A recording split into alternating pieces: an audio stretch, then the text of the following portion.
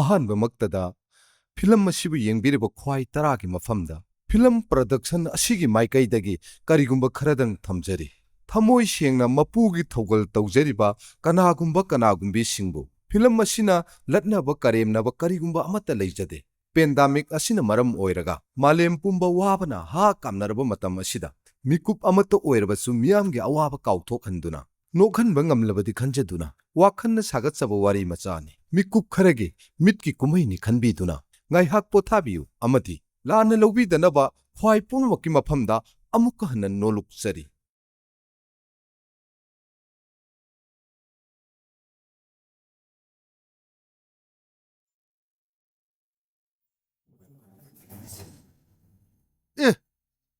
आदैसिबो अखोई तोलमु नतरने मानिने मीना पाइबा तनग्रबसे माना सेंगद लेरमिनेसे मसी अंगांगसे मयाम अखोईगी माइगासे करिमते येंगदेनसे हाय तोलमो करिनोब नंगना तौरिदुबो मीना पाइबा तनरबा नमथीग्रब थबक्तुबो हाय नयाम अखोईगी माइसु खरा येंगुने हेबो नंगे मवंगसिदे अखोई मीगी मामांग इकाई नेबो नंगना तौरिबसे नयाम आइबो योनमने इनाउनी पानी हाइनिंगथिने सी नत्रदी ननाउदी इसादु कमाई लाइक तमनगनी हे नंगसे थर्ड क्लास की मीन हेबो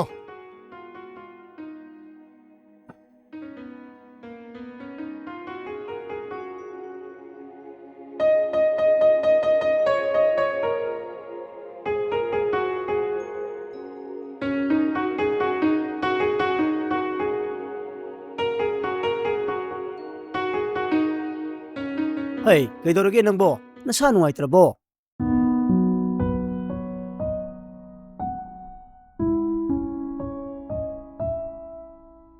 Moy pabung nasa nupidubu ada kari sara leramgani aina ngasai dei chatluri sisu ibemagi sen thanaba thirubane ado sel dubu phangbirabo phangde lairaba khoina hangubasidi kanamtana hek piningde masida thokani khandana aidi nahana isado mapalamda satlalloisi swaida sum tamanse haijabane yare saki isagi damaktabu aduk yamna thongna laitaba mama oiba hongnadi ai mapani aina punamak phanaba singani nate isaduna sel leitre kita thuna tharo hairise ngasi hapta ma hen khre haiba miram dang pham leibasu nate karamta lelam doino isado nupi masaga oire aidi khallubada yam wai haisini aishu khangi saki isaduna aduk yamna thawa yauna mapalamda tamjege haibaduda ai khoina tamal laudrabadi isagi honaningbagi thongna do maning hankiba yai khanbadagi leiba leitaba tamhandaba yadabanine ado hojikpu kanada no ba khoina hangudoise as haish makulam leira makhoi babu kaidaurage haiba saki akhoi tajok penjin choi phangamani ai tajok da hanguragi manauni pani na soidna pirakani ai shelaurugi ko chaklo shelamoi loisalamagi makhoi babu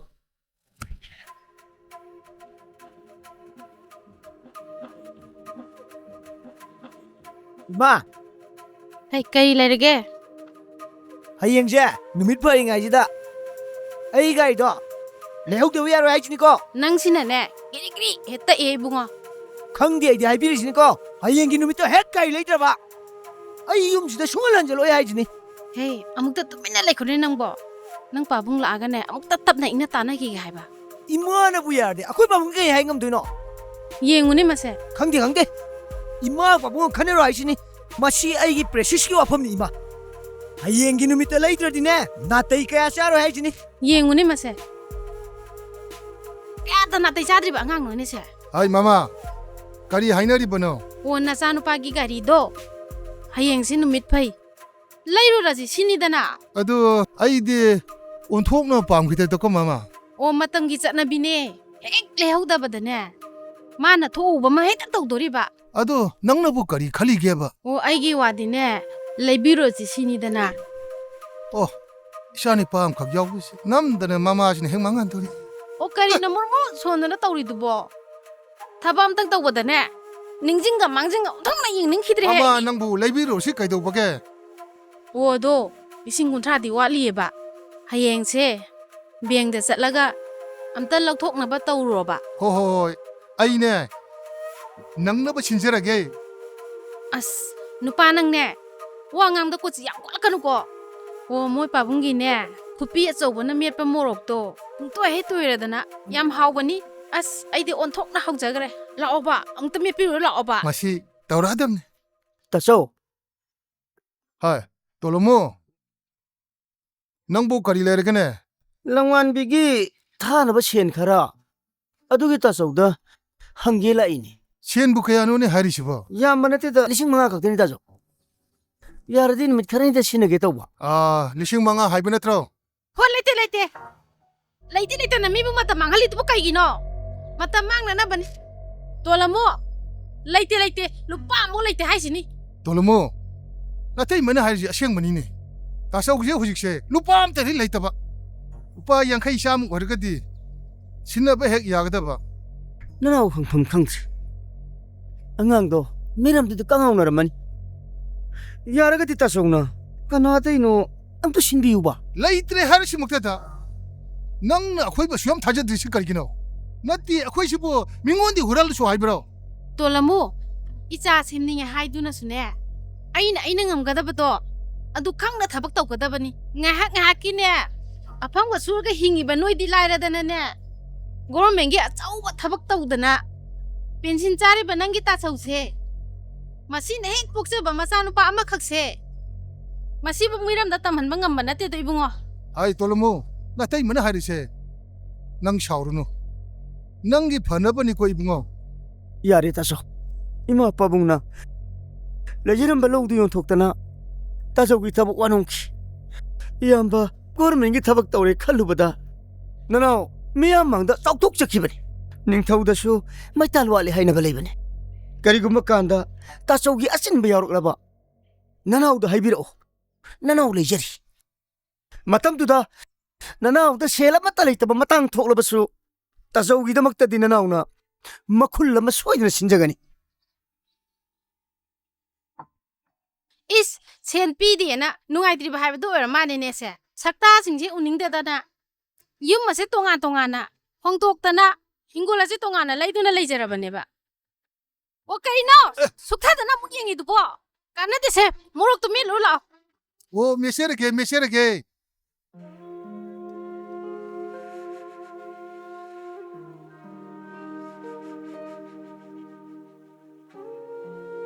hello ꯆꯇꯣꯝꯕꯤ ꯇꯥꯕ꯭ꯔꯣ ꯄꯥꯕꯨꯡ ꯇꯥꯏꯌꯦ ꯄꯥꯕꯨꯡ ꯑꯩꯒꯤ ꯁꯦꯟꯗꯨꯕꯨ ꯀꯔꯝ ꯀꯥꯟꯗ ꯊꯥꯔꯛꯀꯦ ꯍꯥꯏꯅꯣ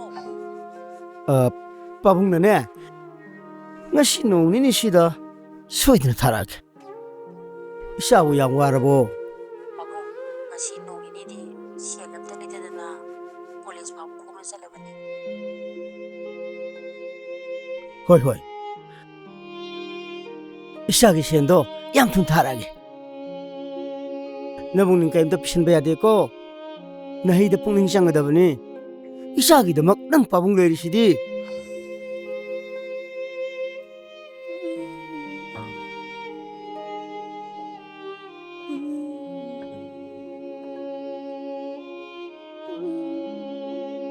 ꯏꯆꯥꯗꯨ bus ꯑꯇꯣꯡꯕ ꯂꯩꯇꯗꯅ ꯈꯣꯡꯅ ꯆꯠꯂꯕꯀꯣ ꯋꯥꯏꯕꯦꯝꯃ ꯅꯪ ꯂꯥꯏꯔꯕꯅ ꯄꯥꯏꯕ ꯋꯥꯔꯨꯒꯅꯨꯀꯣ ꯐꯩ ꯑꯩ ꯏꯆꯥꯕꯨ ꯃꯤ ꯑꯃ ꯑꯣꯏꯅ ꯁꯦꯝꯕ ꯉꯝꯅꯕ ꯁꯦꯟ ꯐꯖꯅ ꯊꯣꯛꯄ ꯌꯥꯕ ꯃꯈꯨꯜ ꯑꯃ ꯁꯣꯏꯗꯅ ꯊꯤꯒꯅꯤ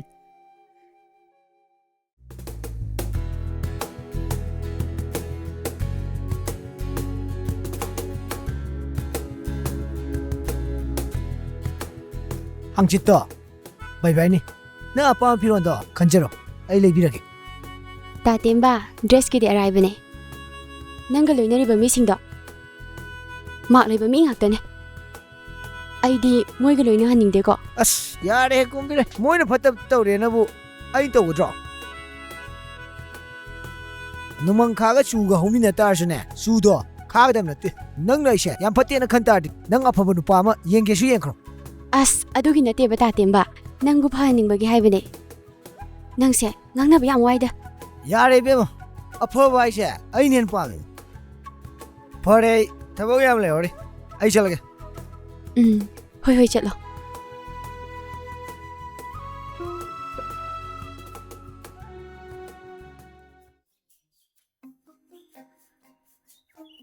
ꯍꯩꯁ ꯃꯁꯤꯒꯤ ꯃꯈꯨꯟꯁꯤ ꯌꯥꯅꯤ ꯑꯩ ꯃꯁꯤꯒꯤ ꯊꯕꯛꯁꯤ ꯌꯥꯝ ꯊꯨꯅ ꯄꯥꯡꯊꯣꯛꯇꯕ ꯌꯥꯗꯦ ꯑꯗꯨꯕꯨ ꯃꯁꯤꯒꯤ ꯊꯕꯛꯁꯤ ꯏꯊꯟꯗꯅ ꯄꯥꯡꯊꯣꯛꯄ ꯌꯥꯕ ꯊꯕꯛꯇꯤ ꯅꯠꯇꯦ ꯀꯅꯥ ꯀꯅꯥꯗ ꯍꯥꯏꯅꯤ ꯑꯦ ꯑꯗꯩꯁꯤꯕꯨ ꯆꯥꯎꯕꯒ ꯌꯥꯏꯕꯒ ꯅꯠꯇ꯭ꯔꯣ ꯃꯥꯅꯤꯗ ꯃꯁꯤ ꯑꯉꯥꯡꯅꯤꯁꯤ ꯃꯕꯨꯛꯁꯦꯟꯗꯤ ꯁꯦꯡꯕꯅꯤꯗ ꯃꯣꯏꯅꯤꯗ ꯍꯥꯏꯔꯒ ꯋꯥꯁꯤ ꯍꯧꯗꯣꯛ ꯌꯦꯡꯉꯛꯀꯦ ꯆꯥꯎꯕ ꯌꯥꯏꯃꯧ ꯇꯥꯇꯣꯂꯃꯣ ꯅꯕꯥꯅꯤ ꯊꯕꯛ ꯁꯨꯔꯨꯕ꯭ꯔꯣ ꯁꯨꯔꯨꯏꯅꯦ ꯁꯨꯔꯨꯏꯅꯦ ꯂꯥꯎꯅꯦ ꯁ꯭ꯋꯥꯏꯗ ꯉꯥꯛꯇ ꯄꯣꯊꯥꯈꯤꯁꯤ ꯂꯥꯎꯅꯦ ꯇꯥ ꯋꯥꯒ ꯋꯥꯕꯅꯦ ꯉꯥꯛꯇꯪ ꯄꯣꯊꯥꯔꯨꯁꯤ ꯌꯥꯏ ꯏꯇꯥꯎ ꯌꯥꯏ ꯂꯥꯎꯅꯦ ꯂꯥꯎꯅꯦ ꯉꯥꯏꯍꯥꯛ ꯐꯝꯁꯤ ꯂꯥꯎꯅꯦ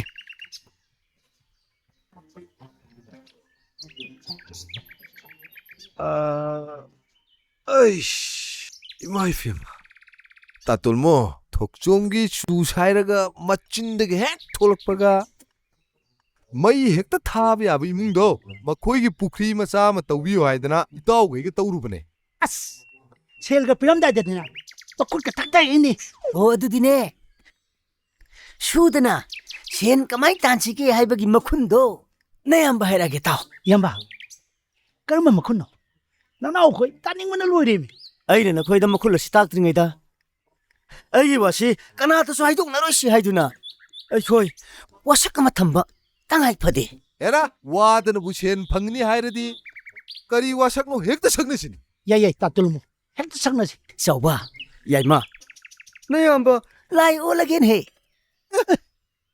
ꯂꯥꯏ ꯑꯣꯜꯂꯒꯦꯕ ꯑꯩꯒꯤ ꯋꯥꯁꯤ ꯑꯝꯇ ꯇꯥꯈꯣ ꯌꯥꯏꯃ ꯌꯦꯡꯉꯨ ꯑꯩꯈꯣꯏꯒꯤ ꯂꯝꯗꯝꯁꯤꯗꯤ ꯂꯥꯏꯕꯨ ꯍꯦꯟꯖꯤꯟꯅ ꯊꯥꯖꯕ ꯂꯝꯗꯝꯅꯤ ꯑꯗꯨꯅ ꯅꯈꯣꯏꯅ ꯑꯩꯕꯨ ꯅꯈꯣꯏꯒꯤ ꯂꯩꯀꯥꯏꯗ ꯂꯩꯐꯥꯎ ꯌꯥꯝꯅ ꯆꯨꯝꯕ ꯏꯙꯧ ꯑꯃ ꯐꯥꯎꯔꯦ ꯍꯥꯏꯗꯅꯅꯦ ꯁꯟꯇꯣꯛꯀꯗꯕꯅꯤ ꯍꯣꯏꯅꯦ ꯑꯩꯈꯣꯏꯒꯤ ꯂꯝꯗꯝꯁꯤꯕꯨꯗꯤ ꯈꯨꯗꯤ ꯑꯃ ꯊꯤꯕꯒꯤ ꯐꯥꯎ ꯍꯩ ꯂꯩ ꯀꯠꯇꯅ ꯂꯥꯏ ꯈꯨꯔꯨꯝꯅꯔꯤꯕ ꯂꯝꯗꯝꯅꯤ ꯍꯥꯏꯒꯨꯝꯗꯅ ꯇꯥꯇꯣꯂꯃꯣ ꯏꯌꯥꯝꯕꯩ ꯀꯣꯛꯁꯦ ꯌꯥꯗꯧ ꯃꯥꯟꯕ ꯑꯃ ꯌꯥꯎꯔꯤꯅꯦ ꯌꯥꯗꯧ ꯃꯥꯟꯕ ꯅꯠꯇꯦꯅꯦ ꯌꯥꯏꯃ ꯌꯥꯔꯕ ꯃꯈꯨꯟꯅꯤꯅꯦ ꯂꯝ ꯈꯨꯗꯤꯡꯗ ꯑꯩꯈꯣꯏꯒꯤ ꯁ꯭ꯇꯥꯐ ꯂꯣꯏꯅ ꯊꯝꯅꯕ ꯍꯣꯠꯅꯒꯗꯕꯅꯤ ꯇꯧꯕꯇꯕꯨ ꯑꯩꯈꯣꯏꯒꯤ ꯁ꯭ꯇꯥꯐꯁꯤꯡ ꯑꯗꯣ ꯂꯥꯏꯔꯕ ꯉꯥꯛꯇ ꯑꯣꯏꯍꯟꯒꯗꯕꯅꯤ ꯍꯣꯏꯅꯦ ꯏꯌꯥꯝꯕꯅ ꯍꯥꯏꯔꯤꯗꯨꯕꯨꯗꯤ ꯑꯩꯈꯣꯏ ꯂꯣꯏꯅ ꯌꯥꯔꯒꯦꯕ ꯑꯗꯨ ꯑꯩꯈꯣꯏꯅ ꯐꯪꯗꯧꯔꯤꯕ ꯁꯦꯟꯁꯤꯕꯨ ꯀꯃꯥꯏꯅ ꯐꯪꯗꯣꯏꯅꯣꯕ ꯍꯦꯔꯥ ꯄꯪꯈ꯭ꯔꯦꯗ ꯅꯣꯏꯁꯦ ꯅꯪꯅ ꯀꯁꯇꯃꯔ ꯑꯃ ꯊꯥꯔꯛꯄ ꯑꯗꯨꯗ ꯀꯠꯂꯝꯕ ꯁꯦꯟꯗꯣ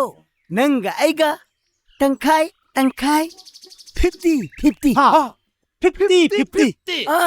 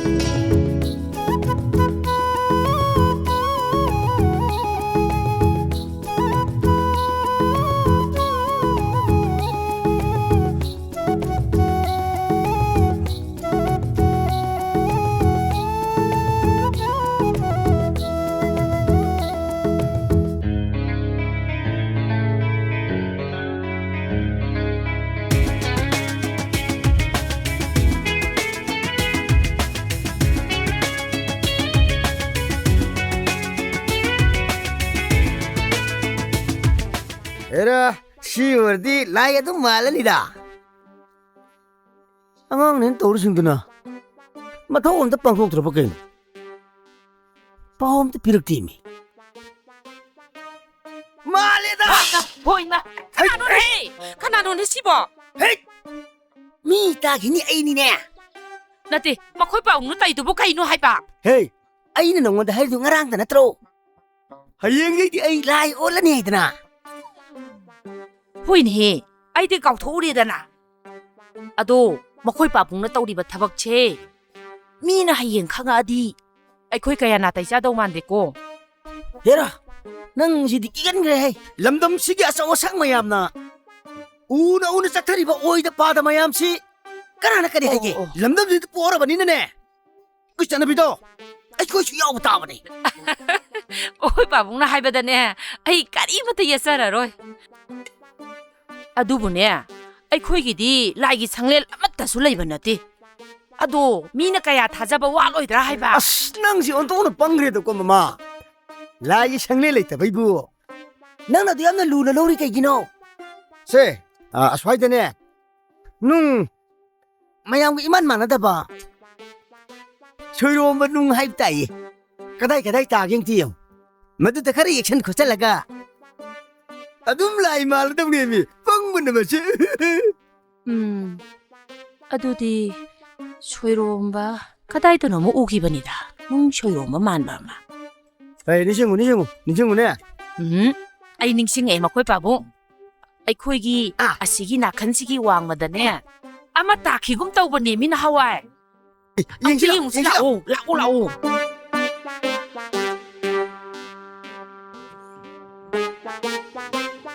마코이 바보. 뚜 시다이시. 시부마로이드라 바트 잉 올라오네. 시부마로이드로 앙티 잉 올라오바. 아이. 치, 앙티 잉 오시. 마마. 시디 말하니 헤이. 마시 라이다 라이 말해. 야라드로 시버. 마시. 이거이기네. 하이노 목콩도 모두다 킬레라라게. 헤이.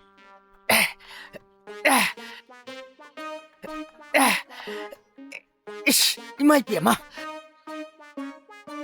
에이씨, 라이만 버지디. 루메 헤이. 룸브로 마코이 바보아. 에이, 이거이기네. 하이노 목콩도 아달도 킬루기에고. 아도 마코이 바봉디 라이 온 크라바니나 짝 하퀴드로. 헤라샤키. 라이원은 샤키 마쿤지디. 아이 딩바가 뭐 있고. 이씨, 강드레다. 행방암나보 호나바다. 따우리바 곰하이마야 마세.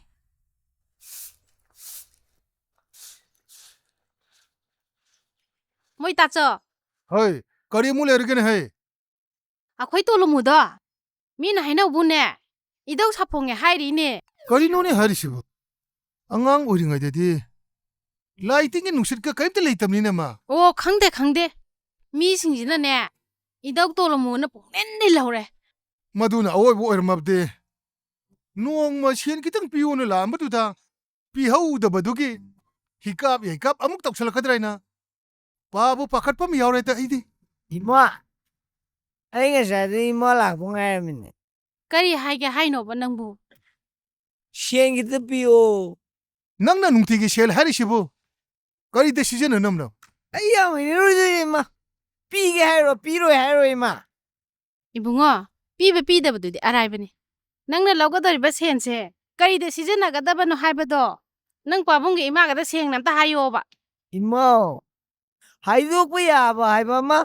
하이독부야 봐 하이바마. 마두나 거기 꼭다 그럴 건데 비우까지로게 이마. 어이. 마마마파 오이베 싱기 마팜다. 하이독빠 야드바 와두디네. 아파바 각 오이로이네. 이마. 이 뭉실레요. 뻗구디마. 아이기란 각들이. 연이. 망하니. 대박! Moi ta cho. Am ta tap cho. 이샤나 탄탄네 나부 루나 사나 떠르부기로. Moi ta cho. Am ta tap cho. 나마나 빠 아코이기 이타카리시드 하. 헤라. 너희가 안 들으네. 아이 피었고 야로야 이지네. 한가문에 아이지네 너. Ibungo. Nang mo ga ko hai ba ne. 저분은 원을 락들어줘. 부원도 꼭 하러 야도 뭐. 아두부디 야바니 따돌모. 아두다 ꯍꯌꯦꯡꯒꯤꯁꯤꯗꯤꯅꯦ ꯄꯣꯠ ꯈꯔ ꯆꯥꯎꯅ ꯀꯠꯀꯗꯕ ꯂꯩꯐꯥꯎꯗꯨꯁꯨ ꯌꯥꯝ ꯆꯨꯝꯍꯟꯅꯤꯡꯕꯗꯒꯤ ꯏꯁꯥꯃꯛ ꯍꯦꯛꯇ ꯂꯥꯛꯑꯝꯅꯦꯃꯤ ꯌꯥꯏ ꯌꯥꯏ ꯌꯥꯏ ꯑꯗꯨꯃꯥꯏꯅ ꯁꯦꯟ ꯆꯥꯎꯒꯗꯕ ꯃꯐꯝꯗꯣ ꯊꯤꯕ ꯍꯩꯗꯧꯅꯤꯅꯦ ꯍꯥꯏꯌꯣ ꯃꯃꯤꯡ ꯀꯔꯤ ꯀꯧꯋꯦꯕ ꯅꯥꯎꯔꯦꯝ ꯏꯕꯦꯇꯣꯝꯕꯤ ꯕꯦꯇꯣꯝꯕꯤ ꯈꯠꯅꯕꯩ ꯃꯔꯝꯗꯨꯗꯤ ꯉꯔꯥꯡꯁꯤ ꯃꯅꯥꯎꯅꯨꯄꯤꯗꯨꯅ ꯍꯪꯒꯥꯝ ꯊꯣꯡꯉꯝꯕꯖꯥꯠꯅꯤ ꯑꯗꯨꯗ ꯃꯆꯤꯒꯤ ꯁꯔꯨꯛꯇꯨꯗꯅꯦ ꯁꯝꯗꯣ ꯁꯨꯝ ꯁꯥꯡꯕ ꯑꯃ ꯌꯥꯎꯔꯝꯃꯖꯥꯠꯅꯤ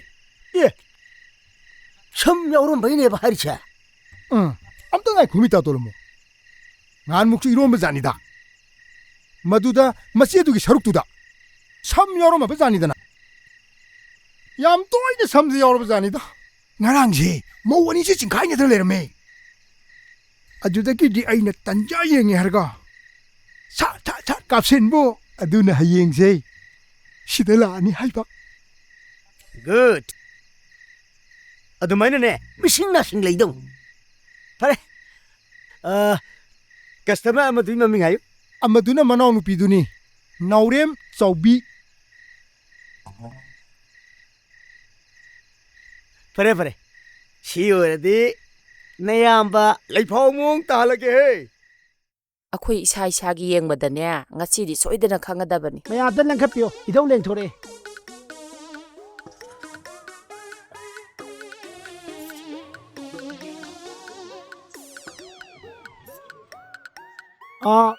이베토미 ꯀꯧꯕ ꯌꯥꯎꯕ꯭ꯔꯣ ꯌꯥꯎꯖꯔꯤꯌꯦ ꯂꯥꯛꯑꯣ ꯂꯥꯛꯑꯣ ꯂꯦꯡꯈꯠꯄꯤꯔꯣ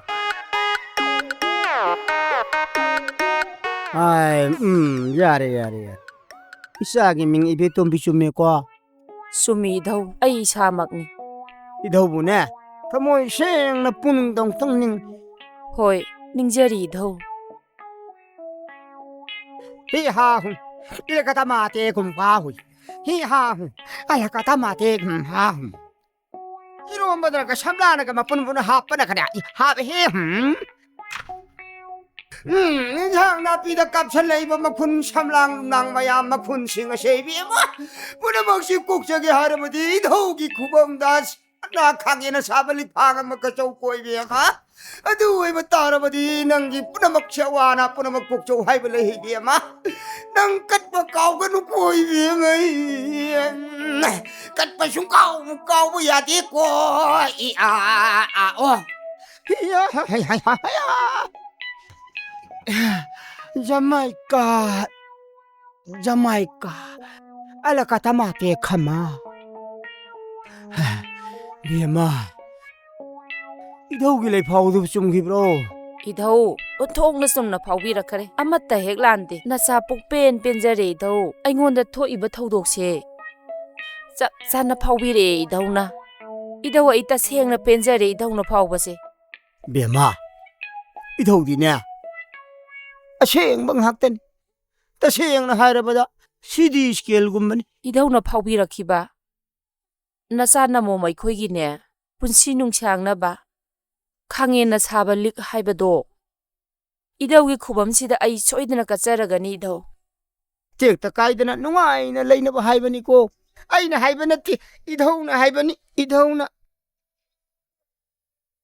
ꯏꯙꯧ ꯌꯥꯝꯕ ꯌꯥꯝꯗꯕ ꯈꯔꯁꯤꯅ ꯄꯦꯟꯕꯤꯔꯣꯀꯣ ꯏꯙꯧ 500 ꯈꯛ ꯀꯥꯈꯠꯂꯤꯅꯤ ꯁꯦ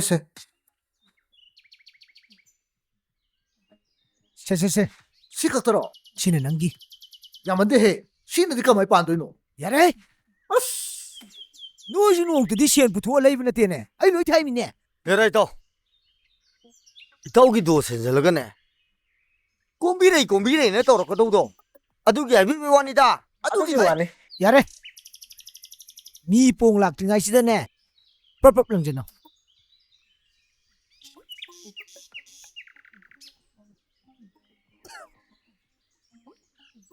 ꯇꯧꯅꯪꯁꯦ ꯂꯝꯕꯤꯁꯤꯗ ꯑꯩꯈꯣꯏꯅ ꯄꯨꯁꯤꯜꯂꯛꯄꯅꯤ ꯑꯗꯨꯕꯨ ꯅꯪꯅ ꯍꯦꯟꯖꯤꯜꯂꯛꯑꯦꯀꯣ 노이는 하이금드나 있다 꼼비레이도 ngahakpu lening khalewa ꯑꯩꯅ ꯉꯁꯥꯏꯅ ꯍꯥꯏꯕꯗꯨꯅꯤꯅꯦ ꯁꯤ ꯇꯧꯔꯛꯑꯅꯦꯁꯦ ꯑꯗꯨꯅꯤ 이따 ꯀꯣꯏꯕ ꯑꯣꯏꯅ ꯀꯣꯏꯕ꯭ꯔꯁꯨ ꯀꯣꯏꯗꯒꯨꯝ ꯅꯨꯡꯁꯤꯗꯕ꯭ꯔꯥ ꯍꯥꯏꯕꯁꯨ ꯅꯨꯡꯁꯤꯕ ꯃꯥꯟꯒꯨꯝꯁꯨ ꯇꯧ ꯀꯣꯝꯕꯤꯔꯩ ꯃꯁꯥꯗꯤ ꯂꯥꯏꯔꯗꯅ ꯑꯩꯈꯣꯏꯐꯧ ꯀꯣꯛ ꯉꯥꯎꯏꯀꯣ ꯌꯨꯝ ꯄꯥꯟꯕ ꯍꯥꯏꯕꯁꯨ ꯐꯥꯒꯤꯔꯅꯦ ꯈꯟꯕ ꯌꯥꯔꯤꯉꯩꯁꯤꯗꯅꯦ ꯀꯥꯛ ꯂꯥꯎꯕ ꯑꯐꯕ ꯑꯃ ꯈꯟꯕ ꯌꯥꯕ ꯈꯜꯍꯧꯗꯣꯏꯅꯤ ꯍꯦ ꯂꯥꯎ ꯆꯠꯁꯤ ꯑꯩ ꯐꯣꯟ ꯇꯧꯔꯒꯦ ꯂꯥꯎ 이베마 ꯅꯪꯅ ꯍꯥꯏꯔꯛꯄ ꯊꯕꯛꯁꯤꯃ ꯈꯨꯗꯛꯇ ꯍꯦꯛꯇ ꯍꯥꯏꯔꯛꯏ ꯑꯁ ꯂꯥꯡꯂꯦꯟ ꯑꯩꯉꯣꯟꯗꯁꯨ ꯈꯨꯗꯛꯇ ꯍꯥꯏꯔꯛꯄꯩꯅꯦꯕ ꯑꯗꯣ ꯍꯧꯖꯤꯛꯐꯥꯎ ꯂꯥꯛꯇ꯭ꯔꯤꯁꯤꯕꯣ ꯅꯨꯃꯤꯠ ꯇꯥꯈꯤꯕꯅ ꯍꯥꯟ ꯇꯥꯔꯦꯕ ꯂꯥꯡꯂꯦꯟ ꯊꯣꯔꯛꯑꯕꯅꯤꯅ ꯉꯥꯛꯇꯪꯗꯤ ꯉꯥꯏꯃꯤꯟꯅꯔꯁꯦꯕ ꯌꯥꯏꯗ ꯅꯣꯏ ꯑꯅꯤꯒꯤ ꯋꯥꯔꯤꯗꯣ ꯄꯦꯜꯍꯧꯔꯣꯏꯗ꯭ꯔꯅ ꯍꯥꯏꯕꯤꯕꯒꯤ ꯋꯥꯅꯤ ꯑꯦ ꯍꯥꯏꯅꯔꯤꯉꯩꯁꯤꯗ ꯑꯥꯗꯕꯨ ꯂꯥꯛꯑꯦꯅꯦ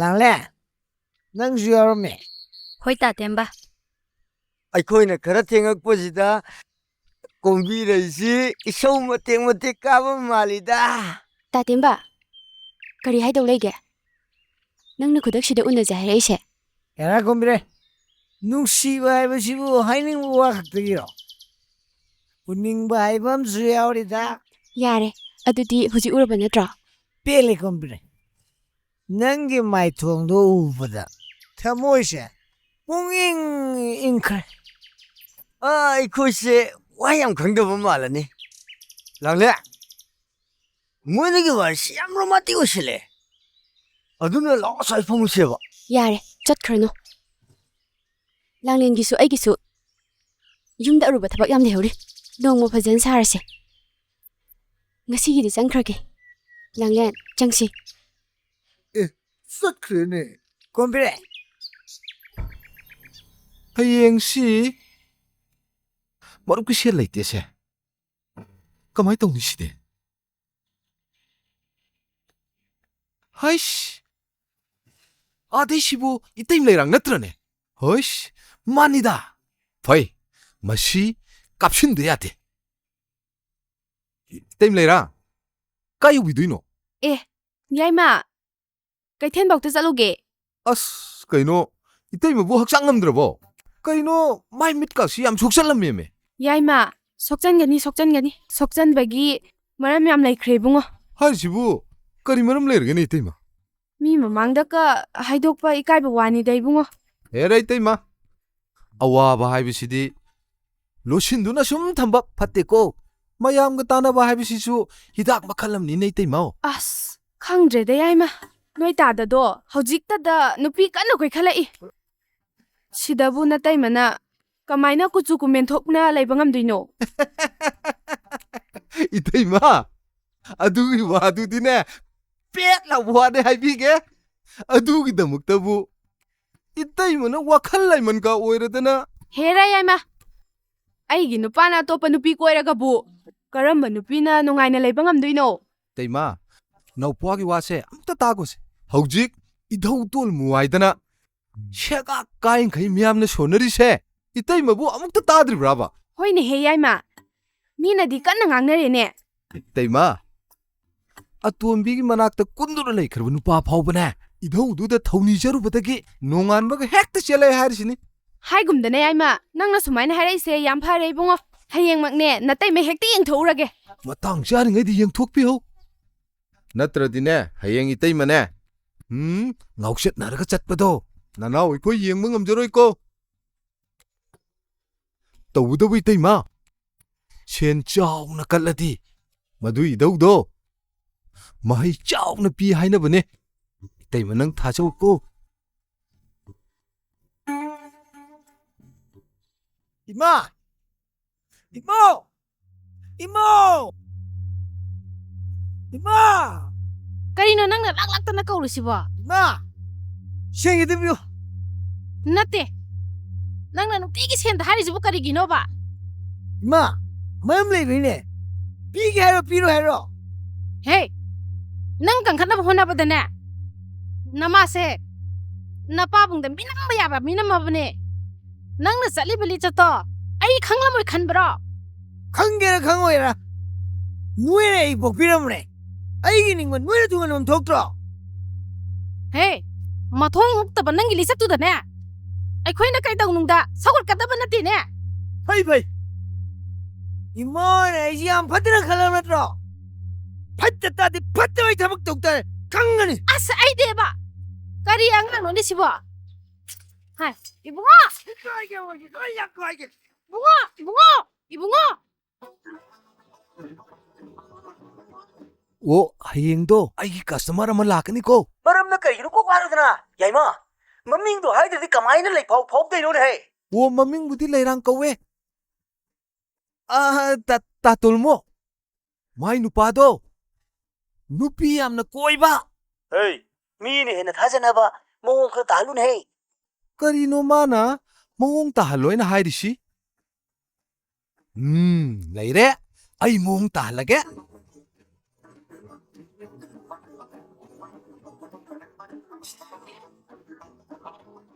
Kadayda tawrodi mani. Wish, mashidana malani.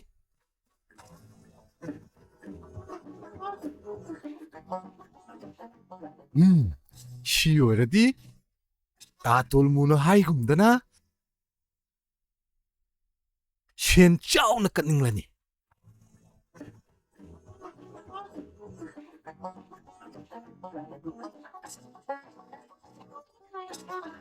ꯑꯁꯦꯡꯕꯅꯦ ꯇꯥꯇꯦꯝꯕ ꯑꯩꯅ ꯍꯥꯏꯖꯔꯤꯁꯦ ꯑꯃꯨꯕ ꯈꯣꯏꯗꯣ ꯌꯥꯔꯒꯗꯤ ꯂꯣꯏꯅꯔꯨꯔꯅꯨꯕ Moi bu kadroge haisu. ꯇꯥꯇꯦꯝꯕ ꯅꯣꯏꯅ ꯇꯧꯔꯤꯕ ꯄꯨꯝꯅꯃꯛꯇꯣ ꯑꯩ ꯈꯪꯉꯝꯃꯣꯏ ꯈꯟꯒꯅꯨ ꯑꯩꯗꯤ ꯅꯪꯕꯨ ꯊꯃꯣꯏ ꯁꯦꯡꯅ ꯅꯨꯡꯁꯤ ꯑꯗꯨꯃꯛꯅ ꯏꯀꯥꯏꯔꯁꯨ ꯏꯀꯥꯏꯅ ꯅꯪꯒꯤ ꯄꯨꯟꯁꯤꯒꯤ ꯑꯑꯣꯟꯕ ꯃꯤꯀꯨꯞꯇꯣ ꯑꯩ ꯉꯥꯏꯗꯨꯅ ꯂꯥꯛꯄꯅꯦ Kumbire, nangu layok na robo. Makumay sa mado wag to highlight. ꯅꯪꯗꯤ ꯅꯀꯣꯛꯇꯣ ꯄꯨꯝꯆꯥꯏ ꯆꯥꯏꯔꯕꯅꯤꯅꯅꯦ ꯑꯩꯅ ꯍꯥꯏꯔꯤꯁꯤꯡꯁꯦ ꯃꯀꯣꯛ ꯃꯃꯩ ꯑꯃꯠꯇ ꯁꯝꯅꯔꯝꯃꯔꯣꯏ Yara. Kumbire, nang na ibu tamu siyang nungsi biriba adum na. Ay na su nang bu nungsi. Nungsi ka janida. ꯇꯥꯇꯦꯝꯕ ꯑꯩꯒꯤ ꯊꯃꯣꯏ ꯁꯦꯡꯂꯕ ꯅꯨꯡꯁꯤꯕꯁꯦ ꯅꯪꯒꯤ ꯅꯇꯧꯗꯨꯅ ꯅꯣꯡꯃꯗꯤ ꯁꯣꯏꯗꯅ ꯃꯁꯛ ꯊꯤꯍꯜꯂꯛꯀꯗꯣꯔꯤ As, yara si kumbire. Nang asidi emotional niya mo iman greo. Wakando, fresh karo itook na ba asay ba kuirse? Oi, nang bukai dang musa kaya no na. ꯍꯣꯏ ꯏꯗꯧ ꯑꯃ ꯐꯥꯎꯔꯛꯏꯌꯦ ꯌꯥꯝ ꯐꯩꯌꯦ ꯑꯝꯇ ꯈꯣꯏꯔꯝꯃꯨꯒꯦ ꯑꯗꯨꯒꯨꯝꯕ ꯑꯣꯏꯔꯣꯏ ꯄꯥꯔꯣꯏꯗꯕ ꯁꯦꯟ ꯇꯤꯡꯕ ꯊꯕꯛꯇꯣ ꯇꯧꯔꯛꯀꯅꯨꯀꯣ ꯑꯔꯦꯝꯕꯗ ꯆꯩ ꯆꯥꯖꯅꯤ ꯍꯣ ꯍꯧꯖꯤꯛꯀꯤ ꯏꯗꯧꯗꯨꯗꯤꯅꯦ ꯅꯨꯄꯤ ꯑꯇꯣꯝꯕꯤꯒꯤ ꯃꯅꯥꯛꯇꯒ ꯀꯨꯟꯗꯅ ꯂꯩꯕ ꯂꯣꯟꯅ ꯅꯨꯄꯤ ꯀꯣꯏꯕ ꯀꯥꯁꯦ ꯑꯝꯇ ꯇꯧꯕ ꯉꯝꯗꯦꯌꯦ ꯑꯗꯨꯅ ꯅꯪꯗꯤ ꯀꯤꯔꯝꯅꯤꯅꯦ ꯍꯣꯏ ꯀꯩꯅꯣ ꯅꯪ ꯉꯥꯡꯉꯤꯗꯣ ꯅꯪꯅ ꯉꯥꯡꯉꯤꯗꯣ ꯀꯩꯅꯣꯕ ꯐꯩ ꯅꯪ ꯂꯥꯏꯁꯤ ꯌꯥꯝꯅ ꯈꯣꯏꯔꯝꯅꯤꯡꯕ ꯅꯠꯇ꯭ꯔꯣ ꯈꯣꯏꯔꯝꯃꯣ ꯌꯥꯔꯦ ꯆꯠꯂꯣ ꯈꯣꯏꯔꯝꯃꯨꯔꯣ ꯆꯠꯂꯣꯕ ꯍꯣꯏ ꯑꯩ ꯌꯨꯝꯗ ꯆꯪꯉꯒꯦꯀꯣ ꯑꯗꯨꯒ ꯅꯪꯅ ꯍꯜꯂꯛꯄꯗ ꯂꯩꯐꯥꯎ ꯆꯨꯝꯗ꯭ꯔꯕ ꯑꯩꯅꯅꯦ ꯅꯌꯥꯡ ꯂꯦꯟꯗꯨꯗ ꯂꯩꯐꯥꯎ ꯆꯨꯝꯅ ꯐꯥꯎꯕꯤꯒꯦ ꯌꯥꯔꯦ ꯆꯠꯂꯣ ꯅꯪꯅ ꯌꯥꯝꯅ ꯐꯩꯗꯥꯏ ꯆꯠꯂꯣ ꯌꯦꯡꯉꯣ ꯆꯠꯂꯣꯕ ꯌꯦꯡꯉꯨꯒꯦ ꯇꯧꯔꯤꯁꯤ ꯌꯦꯡꯉꯣ ꯁꯤ ꯃꯁꯛ ꯑꯁꯤꯒ ꯑꯣ ꯅꯪ ꯆꯠꯂꯣꯀꯣ ꯅꯪ ꯃꯉꯛ ꯁꯝꯁꯦ ꯀꯥꯇꯤꯁꯤꯗ ꯀꯛꯇꯅ ꯃꯁꯤ ꯀꯃꯥꯏꯅ ꯇꯧꯕ ꯅꯨꯄꯤꯅꯣ ꯈꯪꯗꯦꯅ ꯃꯁꯤ ꯑꯩꯒꯤ ꯅꯨꯄꯤꯁꯤ ꯃꯁꯤ ꯑꯩꯉꯣꯟꯗ ꯀꯔꯛ ꯌꯥꯝ ꯌꯦꯡꯁꯤꯜꯂꯛꯇꯧꯔꯤ ꯊꯕꯛ ꯑꯃꯇ ꯇꯧꯕ ꯉꯝꯃꯣꯏꯗꯧꯔꯤ ꯅꯠꯇꯦ ꯃꯤ ꯈ꯭ꯋꯥꯏꯗꯧꯅ ꯑꯩꯁꯤ ꯅꯨꯄꯤ 4-5 ꯂꯣꯟꯕꯁꯨ ꯅꯠꯇꯦ ꯑꯃꯈꯛꯇꯪ ꯃꯤꯗꯨꯒꯤ ꯑꯋꯥꯕꯗꯨ ꯅꯨꯡꯉꯥꯏꯇꯗꯅ ꯑꯩꯅ ꯀꯣꯏꯕꯤꯔꯨꯕꯗꯨꯕꯨ ꯃꯥꯅ ꯀꯔꯛ ꯉꯥꯛꯇ ꯌꯦꯡꯁꯤꯜꯂꯛꯑꯦꯕ ꯐꯩ ꯃꯥ ꯉꯁꯤꯗꯤ ꯍꯜꯂꯛꯈꯤꯁꯤ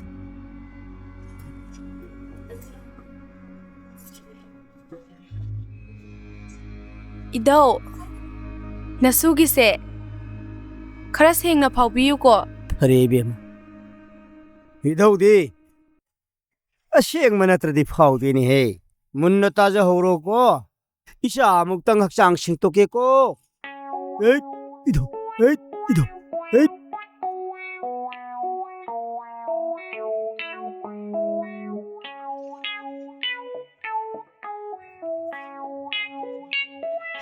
Karamano ni siba. Ay bo. 이비엠마기 밍두부.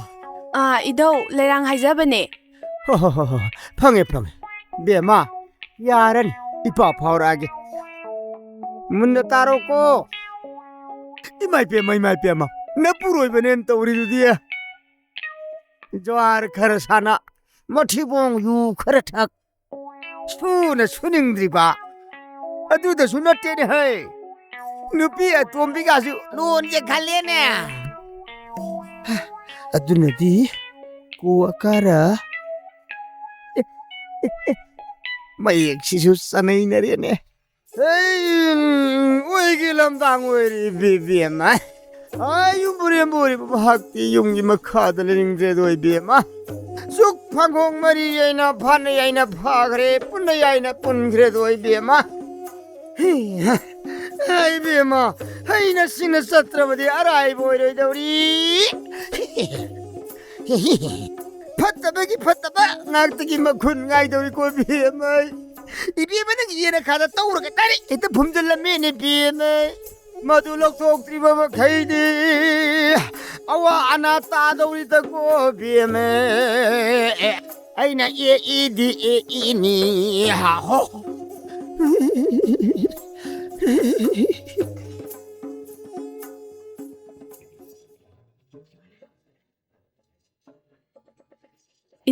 이더우나 하이비키바 포토 럭토어바디 아이기 뿌로이바도 소이다나 파라니코 비마 이동는 뭐 하이기브라네 하이키에 이더우 포토부 럭토어디 파니 하이키에 비마 이빠디 가시 카고나테 이동는 하이오 하이비기 하이바니 포토 럭토어디 마라 아이네 파전이다 이더우 땡큐 오케이 에 비마 마이콘 해능 이더우기 아와만 끝키드리마네네 하이마 이더우 아이디 까오르레다나 이더우 까야노 까투세 비마 이더우디 야미 얌디 만틱나다바니 어디부 이더우세 얌니게지 하라고 하니 이빠기 나테고 이더우기 하이바니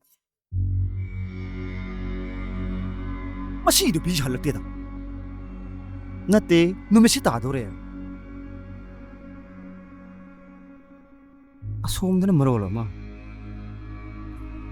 kwa mana lawruni chen ke ta piyo haibani aigi du pise kya phaki tram yengu si asam thinga si bokdo halakte base masi hal da halaki sino mas nang ko jina ta ba ka koi ba ja na kok sal si kari gino mana masi halaki sino ba nga si di ha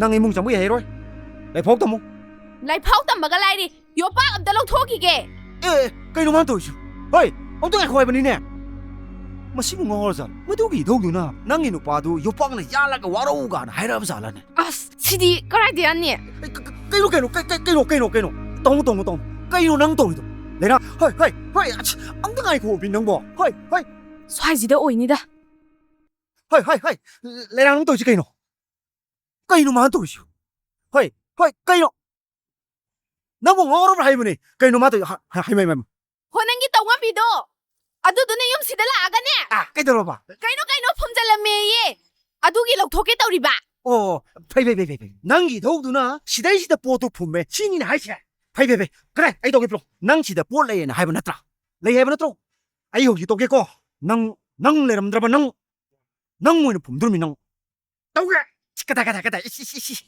마신티요 마이버가 레이랑 라오네 레이레 ꯑꯩꯅ ꯍꯥꯏꯗ꯭ꯔꯥ ꯁꯤ ꯇꯧꯗꯨꯅ ꯐꯖꯅ ꯍꯥꯏꯔꯛꯑꯕꯅꯦꯕ 이마 ꯀꯌꯥꯗ ꯇꯧꯉꯝꯃꯤꯅꯣ ꯌꯦꯡꯉꯣꯕ 누빠 ꯀꯩ ꯌꯥꯎꯒꯦ ꯑꯝꯇ ꯌꯦꯡꯉꯣꯕ ꯅꯪ ꯑꯝꯇ ꯌꯦꯡꯉꯣꯕ ꯑꯝꯇ ꯌꯦꯡꯉꯣꯕ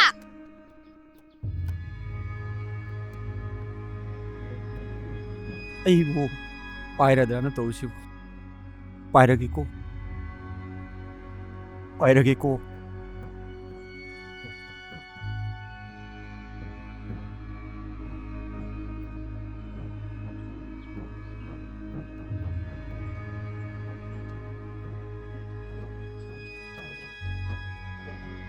오 이봐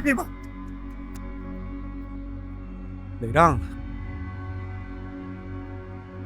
ꯍꯣꯏ ꯃꯗꯨꯒꯤ ꯅꯨꯄꯤꯗꯣ ꯑꯩꯅ ꯈꯔ ꯂꯥꯏꯔꯦꯗꯅ ꯅꯨꯡꯁꯤꯗꯅ ꯑꯩꯅ ꯂꯨꯅ ꯇꯧꯕꯤꯕꯁꯤꯗ ꯐꯩ ꯃꯥꯅ ꯁꯤ ꯈꯣꯡꯐꯝꯁꯤꯐꯥꯎ ꯌꯧꯁꯤꯜꯂꯕꯅꯤꯅꯦ ꯑꯩꯉꯣꯟꯗ ꯃꯥꯅ ꯑꯩ ꯃꯥꯒꯤ ꯃꯅꯥꯛꯇꯅꯦ ꯑꯃꯨꯛ ꯆꯠꯂꯔꯣꯏ ꯍꯥꯏꯁꯤꯅꯤ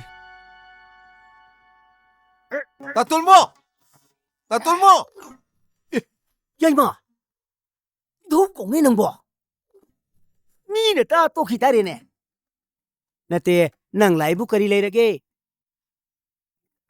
아이 난기 카스터머두부 kaya kalamge 조금러 데이한 깔람데다 kainon harisibu 따돌모 아이 마사도 파우 흥라암네 누피두나디네 ꯂꯤꯁꯤꯡ ꯑꯅꯤ ꯀꯠꯂꯝꯃꯦ ꯍꯥꯏꯀꯣ ꯑꯁꯦꯡꯕꯩ ꯃꯥ ꯑꯗꯨꯃꯥꯏ ꯍꯥꯏꯕ꯭ꯔꯣ ꯑꯁꯦꯡꯕꯩꯅꯦꯃꯦ ꯇꯥꯇꯣꯜꯃꯣ ꯆꯦ ꯌꯦꯡꯗ꯭ꯔꯗꯤꯅꯦ ꯈꯪꯉꯔꯣꯏ ꯅꯣꯏꯅꯅꯦ ꯄꯪꯍꯥꯏꯗ ꯍꯥꯏꯖꯤꯟꯗꯅ ꯅꯌꯥꯝꯕ ꯃꯨꯠꯇꯧꯔꯤꯕ ꯀꯩꯅꯣ ꯅꯣꯏ ꯃꯌꯥꯝꯒꯤ 50-50 ꯈꯥꯏꯗꯣꯛꯄꯗ ꯑꯩꯗꯤ ꯏꯔꯦꯝꯕꯨ ꯂꯦꯝꯍꯧꯗ꯭ꯔꯦ ꯑꯦ ꯍꯥꯏꯖꯤꯟꯖꯗꯦꯀꯣ ꯑꯩ ꯍꯥꯏꯖꯤꯟꯖꯗꯦ ꯍꯣ ꯆꯦꯗꯨꯗꯤ ꯌꯦꯡꯃꯤꯟꯅꯔꯨꯁꯤ ꯂꯥꯛꯑꯣ ꯑꯩꯈꯣꯏꯒꯤ ꯔꯥꯏꯇꯟ ꯇꯦꯁꯇꯣ ꯉꯁꯤ ꯍꯥꯏꯗꯣꯛꯑꯦ ꯃꯄꯨꯅ ꯆꯥꯟꯕꯤꯕꯗꯒꯤ ꯍꯧꯖꯤꯛ ꯐꯥꯎꯕꯗꯤ ꯌꯥꯎꯔꯛꯏ ꯈꯣ ꯃꯈꯥ ꯇꯥꯕꯗꯁꯨꯅꯦ ꯁꯣꯏꯗꯅ ꯌꯥꯎꯔꯛꯀꯅꯤꯌꯦ ꯍꯣꯏ ꯏꯕꯦꯝꯃ ꯅꯪꯒꯤ ꯋꯥꯗꯣ ꯆꯤꯟꯅꯨꯡꯕꯨ ꯏꯜꯂꯗꯤ ꯑꯗꯨꯝ ꯐꯔꯅꯤꯗ ꯑꯣ ꯏꯟꯖꯔꯣ ꯈꯪꯗꯦ ꯑꯩꯒꯤ ꯅꯨꯡꯉꯥꯏꯕ ꯄꯥꯎ ꯇꯝꯕꯁꯤ ꯂꯥꯏꯔꯤꯛ ꯄꯥꯕꯗꯤ ꯈꯔ ꯀꯥꯏꯔꯝꯃꯅꯤꯅꯦ ꯍꯣ ꯅꯪꯒꯤ ꯋꯥ ꯉꯥꯡꯕꯗꯅꯦ ꯀꯣꯁꯤꯒ ꯀꯣꯠꯄꯗꯣ ꯑꯃꯨꯛ ꯍꯧꯔꯛꯑꯅꯨ ꯂꯝꯉꯥꯟꯕꯤ ꯑꯩꯈꯣꯏ ꯃꯥ ꯂꯥꯛꯑꯦ ꯍꯥꯏ ꯊꯧꯕ ꯅꯣꯏꯒꯤ ꯑꯦꯛꯖꯥꯝꯗꯣ ꯍꯥꯏꯗꯣꯛꯍꯧꯔꯦꯗꯅ ꯀꯔꯤꯅꯣ ꯋꯥ ꯂꯥꯎꯅ ꯍꯧꯔꯦꯅꯦꯍꯦ ꯑꯗꯣ ꯅꯪꯒꯤꯁꯨ ꯑꯝꯇ ꯌꯦꯡꯊꯣꯛꯆꯣꯃꯤ ꯏꯃꯥ ꯔꯤꯇꯟ ꯇꯦꯁꯇꯣ ꯌꯥꯎꯔꯛꯑꯦ ꯍꯥꯏꯕꯒꯤ ꯄꯥꯎꯅꯤ ꯑꯩꯅ ꯍꯧꯖꯤꯛꯇ ꯂꯝꯉꯥꯟꯕꯤꯗ ꯇꯝꯃꯝꯃꯤꯁꯦ ꯋꯥꯔꯤꯕꯨꯕ ꯏꯃꯥ ꯊꯋꯥꯏꯅ ꯑꯩꯈꯣꯏꯅ ꯋꯥꯔꯁꯨ ꯅꯨꯡꯉꯥꯏꯕ ꯄꯥꯎꯗꯨꯗꯤꯅꯦ ꯅꯣꯏꯒꯤ ꯏꯀꯨꯕꯣꯛ ꯏꯙꯧꯒꯤ ꯃꯆꯥꯅꯨꯄꯤꯗꯣ ꯑꯗꯨꯗ ꯍꯥꯟꯅ ꯇꯝꯒꯗꯕꯅꯤ ꯑꯁ ꯏꯃꯥ ꯅꯪꯁꯤ ꯅꯆꯥꯒꯤ ꯑꯔꯣꯠꯄ ꯑꯝꯇ ꯊꯝꯒꯦ ꯉꯝꯗꯦ ꯍꯦꯛꯇ ꯇꯥ ꯂꯩꯔꯝꯃꯦ ꯑꯣ ꯅꯃꯥꯏꯒꯤ ꯅꯥꯁꯦ ꯍꯛꯆꯥꯡꯅ ꯑꯍꯜ ꯑꯣꯏꯖꯔꯁꯨꯅꯦ ꯌꯥꯝ ꯐꯔꯤ ꯅꯪꯗꯨꯝ ꯑꯣꯏꯅ ꯈꯔ ꯆꯦꯛꯁꯤꯟꯖꯧ ꯍꯣ ꯌꯥꯔꯦ ꯏꯃꯥꯒꯤ ꯅꯥꯗꯣ ꯇꯥꯕ ꯋꯥꯠꯂꯛꯄ ꯃꯇꯝꯗꯅꯦ ꯑꯗꯨꯗ ꯑꯣꯏꯅ ꯋꯥꯔꯤ ꯁꯥꯖꯔꯦ ꯁꯤꯒꯤ ꯃꯈꯥ ꯇꯥꯕꯗꯨꯗꯤ ꯌꯥꯝ ꯂꯨꯏꯌꯦ ꯅꯣꯏꯒꯤ ꯄꯤꯕ ꯍꯥꯏꯗꯣ ꯑꯣꯏꯔ ꯃꯥꯜꯂꯦꯅꯦ ꯏꯃꯥ ꯄꯤꯕ ꯍꯥꯏꯕ ꯅꯠꯇꯦꯃꯤ ꯕꯩꯕꯥ ꯍꯥꯏꯕꯅꯦꯃꯤ ꯏꯃꯥꯗꯤ ꯀꯅꯥꯅ ꯈꯪꯅꯦꯒꯦ ꯄꯤꯕ ꯍꯥꯏꯕ ꯈꯜꯂꯨꯔꯦꯗꯅ ꯑꯣ ꯑꯗꯣ ꯃꯈꯥꯗꯤ ꯀꯃꯥꯏꯅ ꯇꯧꯁꯦꯕ ꯏꯃꯥ ꯈꯜꯂꯛꯑꯦ ꯐꯔꯦ ꯈꯜꯂꯛꯇ꯭ꯔꯦ ꯐꯔꯦ ꯁꯦꯜꯒꯤ ꯋꯥꯗꯤꯅꯦ ꯑꯃꯠꯇ ꯄꯤꯔꯣꯏꯁꯤ ꯏꯃꯥ ꯑꯁ ꯑꯗꯨꯒꯤꯗꯃꯛꯇꯅꯦ ꯏꯃꯥ ꯀꯩꯝ ꯀꯣꯛ ꯁꯥꯕꯤꯔꯣꯅꯨ ꯑꯩꯈꯣꯏ ꯊꯝꯕꯧꯗꯣ ꯑꯩꯒꯤ ꯁꯥꯖꯦꯜ ꯇꯧꯕꯗ ꯌꯥꯝ ꯃꯇꯦꯡ ꯄꯥꯡꯕꯤꯈꯤꯕꯅꯤ ꯄꯥꯎꯁꯦ ꯃꯉꯣꯟꯗꯁꯨ ꯑꯝꯇ ꯇꯝꯃꯨꯈꯤꯒꯦ ꯍꯣꯏ ꯂꯥꯎ ꯏꯇꯥꯎ ꯁꯤꯗ ꯐꯝꯁꯤ ꯂꯥꯎ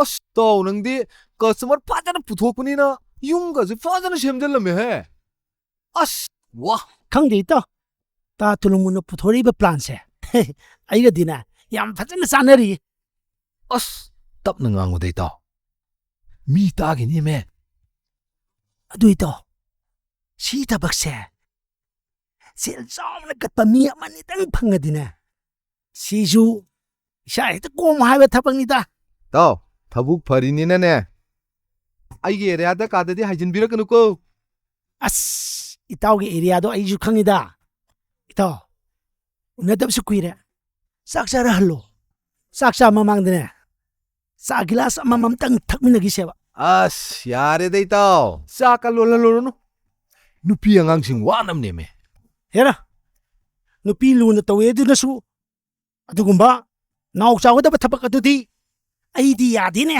ꯆꯥ ꯂꯣꯟꯕꯕꯨ ꯀꯌꯥꯝ ꯋꯥꯕ ꯊꯕꯛꯅꯣ ꯑꯗꯨꯐꯥꯎ ꯋꯥꯏ ꯍꯥꯏꯕ ꯅꯨꯄꯤꯗꯨꯗꯅꯦ ꯏꯇꯥꯎ ꯑꯩꯉꯣꯟꯗꯗꯤꯅꯦ ꯆꯩ ꯆꯥꯒꯦꯗꯅꯤ ꯍꯣꯏ ꯇꯥꯕ꯭ꯔꯣ ꯍꯩ ꯇꯥꯕ꯭ꯔꯣ ꯍꯥꯏꯕꯅꯤꯅꯦ ꯆꯥ ꯒꯤꯂꯥꯁ ꯑꯅꯤ ꯈꯛꯇꯪ ꯂꯣꯜꯂꯣ ꯍꯥꯏꯕ ꯑꯁ ꯇꯥꯎ ꯅꯣꯏ ꯁꯥꯏꯗꯣ ꯌꯨꯝꯗ ꯂꯩꯇꯕ ꯃꯥꯜꯂꯤꯗ ꯍꯦꯔꯥ ꯀꯩꯗꯧꯕ ꯂꯩꯔꯣꯏꯗꯅꯣ ꯑꯩꯒꯤ ꯑꯌꯥꯕ ꯌꯥꯎꯗꯅ ꯅꯨꯄꯤ ꯑꯉꯥꯡꯅ ꯄꯪꯆꯠ ꯆꯠꯄꯗꯣ ꯑꯩꯗꯤ ꯌꯥꯕ ꯅꯠꯇꯦꯅꯦ ꯍꯣꯏ ꯇꯥꯔꯤꯕ꯭ꯔꯣ ꯃꯁꯤ ꯃꯅꯥ ꯌꯥꯝ ꯀꯟꯈ꯭ꯔꯦꯗ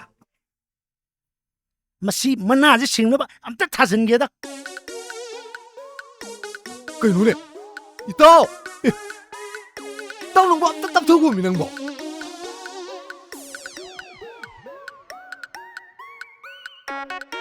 ꯏꯇꯥꯎ ꯑꯩꯅ ꯍꯥꯏꯗ꯭ꯔꯣ ꯊꯕꯛ ꯆꯠꯊꯣꯛꯑꯝꯒꯅꯤꯅ ꯑꯁ ꯑꯗꯨꯅ ꯑꯣꯏꯔꯝꯒꯅꯤ ꯏꯇꯥꯎ ꯅꯪꯕꯣ ꯑꯁ ꯍꯦꯔꯥ ꯏꯇꯥꯎ ꯅꯨꯄꯤ ꯑꯉꯥꯡꯅꯅꯦ ꯇꯧꯕ ꯌꯥꯏꯅ ꯄꯪꯇꯧ ꯇꯧꯕꯗꯣ ꯑꯩꯗꯤ ꯌꯥꯕ ꯅꯠꯇꯦꯅꯦ ꯃꯥ ꯍꯜꯂꯛꯈꯤꯁꯤꯔꯣꯕ ꯑꯩꯗꯤ ꯌꯥꯕ ꯅꯠꯇꯦꯅꯦ ꯃꯁꯤ ꯇꯧꯏ ꯈꯪꯅꯦꯕ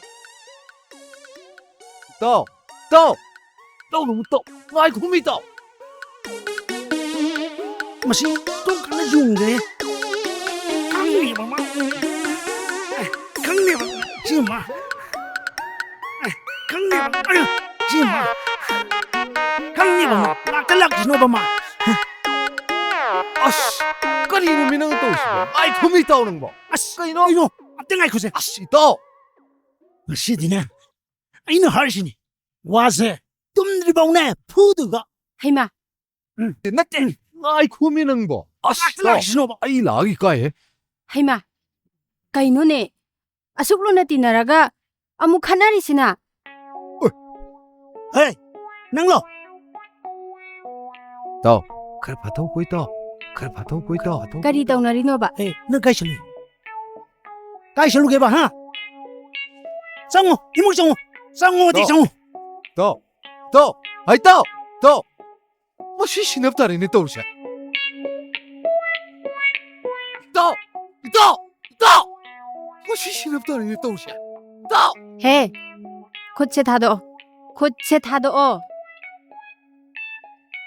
ꯅꯠꯇꯦ ꯅꯪꯅ ꯑꯩꯕꯨ ꯃꯤꯒꯤ ꯃꯃꯥꯡꯁꯤꯗ ꯆꯩ ꯑꯃꯒ ꯄꯥꯏꯔꯗꯅ ꯀꯣꯏꯆꯤꯡꯒ ꯆꯤꯡꯉꯤꯁꯦ ꯀꯔꯤꯒꯤꯅꯣꯕ ꯍꯩꯁ ꯅꯪ ꯀꯥꯏ ꯆꯠꯂꯨꯒꯦ ꯍꯥꯏꯕꯅꯦ ꯃꯁꯤ ꯑꯩ ꯆꯦꯛꯁꯤꯟꯅ ꯂꯩꯇꯕ ꯌꯥꯗꯦ ꯍꯦ ꯃꯔꯨꯞꯀꯤ ꯁꯦꯟ ꯍꯨꯜꯂꯨꯕ ꯈꯪꯉꯦꯗꯅ ꯅꯪ ꯀꯩꯗꯧꯒꯦ ꯍꯥꯏꯕꯅꯣ ꯍꯥ ꯅꯪ ꯀꯩꯗꯧꯒꯦ ꯍꯥꯏꯕꯅꯣꯕ ꯑꯗꯨꯗꯤ ꯀꯅꯥꯅ ꯈꯪꯖꯩ ꯅꯪꯅ ꯃꯔꯨꯞꯀꯤ ꯁꯦꯟ ꯊꯤꯟꯕ ꯆꯠꯂꯨꯏꯗꯤ ꯀꯅꯥꯅ ꯈꯪꯅꯤ ꯅꯪ ꯂꯩꯔꯝꯗꯕꯗꯣ ꯑꯩ ꯀꯌꯥꯝ ꯋꯥꯏ ꯈꯪꯕ꯭ꯔꯣ ꯀꯞꯄꯤꯁꯤꯕꯨ ꯑꯩꯈꯣꯏ ꯇꯧ ꯃꯈꯣꯟ ꯅꯠꯇ꯭ꯔꯅꯦ ꯑꯩꯅꯗꯤ ꯆꯥ ꯂꯣꯜꯂꯣꯅ ꯍꯥꯏꯔꯤ ꯑꯗꯨꯒ ꯅꯪꯅ ꯂꯩꯔꯝꯗꯕ ꯑꯩꯅꯒ ꯑꯍꯜ ꯑꯣꯏꯁꯤꯜꯂꯛꯄꯁꯤꯗ ꯑꯩꯔꯣꯟꯗꯒ ꯆꯠꯈ꯭ꯔꯕꯣꯏ ꯅꯤꯡꯗꯅ ꯑꯩ ꯀꯌꯥꯝ ꯋꯥꯏ ꯈꯪꯕ꯭ꯔꯣ ꯑꯩ ꯀꯌꯥꯝ ꯄꯥꯈꯠꯂꯤ ꯑꯩꯈꯣꯏ ꯏꯇꯥꯎꯁꯤ ꯅꯨꯄꯤꯗ ꯈꯨꯐꯨ ꯊꯤꯅ ꯐꯨꯏꯍꯦ ꯊꯃꯣꯏꯁꯦ ꯇꯅꯤꯛ ꯇꯅꯤꯛꯏꯃꯤꯅꯤ ꯏꯇꯥꯎ ꯏꯇꯥꯎ ꯍꯥ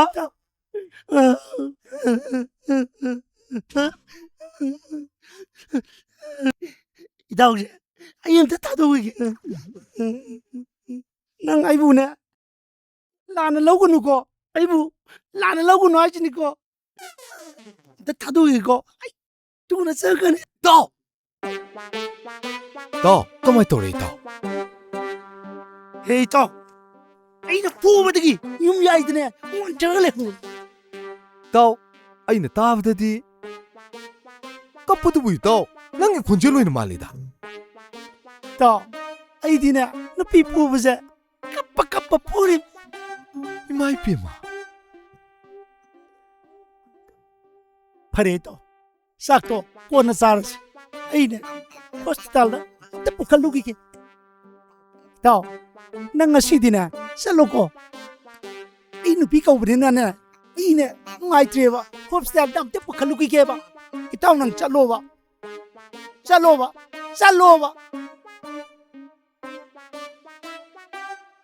is imay pema sopamnida nupi ile 또! 낭기 누피 구푸도 누피 am shini ko ito ngasi di aigi holiday numini customer am to lakto laitre tada ayilo tada ngasi di aina tuhani tu yadraga na intuni nang tada di nang sasinara kaino khap khap laureda tatulmo eh hais yuhuni ni shidi eh kelere tatulmo hauji idau kharamnena hauji mi humari lauri kumai tawsiga hey nuena suyam section drijige yeno madu ko nai peseno hayo madu ko nai customer no tatulmo asidi flying mi ngakta malida hai chawba ngasidi idaudo khara ware natai cha dau mandre hayeng oina lao hai khroko enupi nang to tumele masi ai signing kamne kangaba wo hida ka ngawbaduda pangang da ngangurabadi somnadana toktare haidana tawbanemni makhoi pabung kare ngoi babung idogo salo ai dhon ge fiboro mata amani ne masi nupa sidia ꯍꯣꯏ ꯍꯣꯏ ꯍꯣꯏ ꯑꯣꯟꯕꯤꯔꯣ ꯑꯣꯟꯕꯤꯔꯣ ꯋꯣ ꯑꯩ ꯐꯤ ꯄꯨꯊꯣꯛꯆꯔꯛꯑꯒꯦ ꯏꯙꯧ ꯑꯩ ꯂꯩꯁꯤꯡꯗ ꯂꯩꯔꯝꯃꯒꯦꯀꯣ ꯏꯙꯧ ꯕꯨꯁꯨꯕ ꯁꯤꯗꯤ 50-50 ꯅꯠꯇꯦ 100 ꯑꯩꯒꯤ side ꯏꯟꯀꯝꯅꯦ ꯅꯣꯏ ꯀꯅꯥꯝꯇ ꯌꯦꯜꯂꯛꯄ ꯌꯥꯔꯣꯏ ꯀꯣ ꯕꯨꯁꯨꯕ ꯍꯣꯏ ꯌꯦꯠꯆꯔꯣꯏ ꯇꯥ ꯇꯣꯂꯝ ꯏꯙꯧ ꯀꯧꯅꯦ ꯏꯙꯧ ꯍꯣꯏ ꯏꯙꯧꯁꯤ ꯂꯦꯡꯗꯤ ꯂꯦꯡꯊꯣꯔꯛꯏꯅꯤꯍꯦ ꯀꯔꯤꯅꯣ ꯏꯙꯧꯁꯤ ꯃꯁꯥꯁꯤ ꯐ꯭ꯔꯤꯕꯦ ꯍꯥꯏꯅꯦ ꯍꯦ ꯇꯨꯃꯤꯟ ꯂꯩ ꯏꯙꯧꯁꯦ ꯂꯤꯇ꯭ꯔꯤꯟꯗ ꯂꯥꯏ ꯇꯨꯝꯁꯤꯜꯂꯛꯇꯅ ꯃꯁꯥꯁꯦ ꯌꯥꯝ ꯋꯥꯔꯤꯕꯅꯤ 이다옥 씨는 뭐 만화시죠? 그래 로이 하시고. 헤이, 밀레요네. 아시죠? 이다옥덕이나 커넥션 파우전다는 마사제 야 와리버네. 낭 아땅 싸도 해 락실라가. 이다옥 랭실로 이다옥.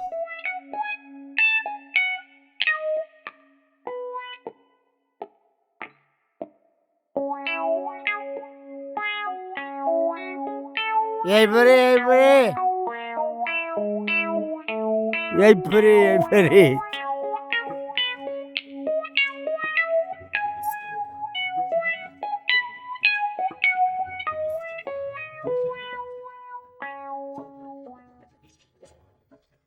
ꯅꯪ ꯀꯩꯗꯧꯔꯦꯕ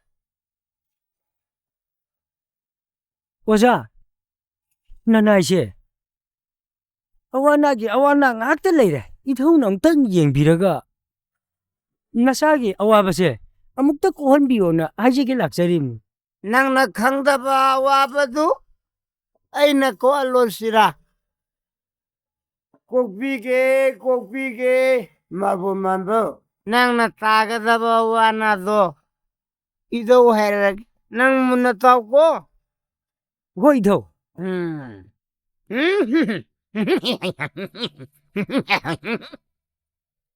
Galakana kijapati. Galakana kijam. Kilika. Idere marbon manba. Nang yuga thaunuko ngauni. 아이디 하페샤펠 아와나 따더리냐 Adu nang mi khana sena taunuko. Mi bubini. Ai dare mi wei bungo nang na thawai na hairi se munata selo Bangkal lak patha je nang khar se khelu. Pokar horuk dori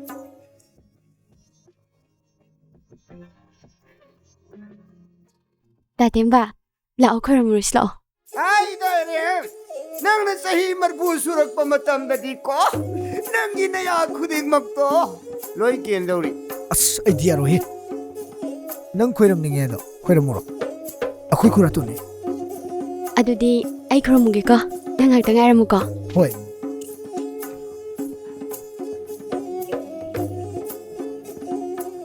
Tada. Solo mathang mi koro.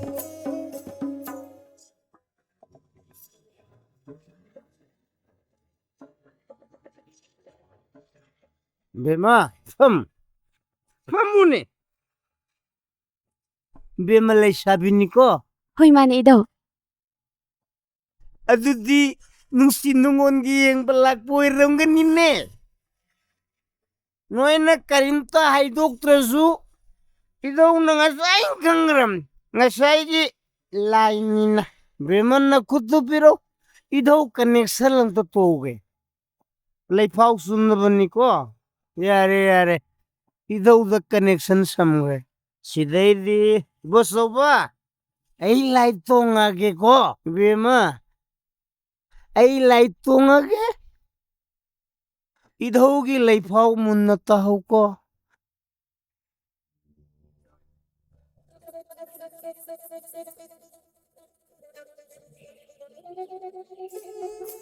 Hꯧjiki oinadi nadhaw ay na hairi. Sabi sanaw anigi nungsi mari sielikoy mom. Adum hikti oiraga. Loydam tabum karagi matungda diko. Idare moy ba mahaka. Kainaw sinaw hay ba tangkak lain hey mom oibi. Adum hikti oiraga. Idhaw ay na ne. Ingak thok na ngakpige. Ikan thok na kanbige ko. Housing makidi dhaway na hiram liram kattu na ne. Idhaw ay na kanbang ambagi makulay triye mom. hela kama jana kaki ala kata mati ko ma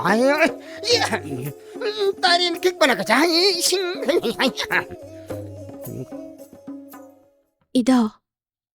Idawna hꯧjik haibikhiba aina nushijariba mahak ado kaino haiba lei haikhibadubu ngakthoknaba kari lambi legeni bema ipa ji kaisu khangba natte idawna hayo haibado adu khattani kari bu haigige Idaw aikoi anigi nushimarida khurok thanglakpa matamduda idawgi nagda laona haibikhiye o dudi nang matam du lao kemta kalun ipana punna makkopi ganida Phare idaw ai shoidana matamduda lakjage yare be manang matam du lakpa kaunu ko nupi angangsingda kapsalaga sen khregre tansinadi miyoini thajadre kamaina sensi chawna tansige hoi leire ai koi kendrigi bot liep ni bai to chadu masana ka di yamna singmu sabgi wane pangkhra mini hoi mangunda kapsalaga ne ai sen chawna tanba yarani ngasimak hekta kapurageda Sigi polling station number 45 by 16 je sigi mawong kamay leiri.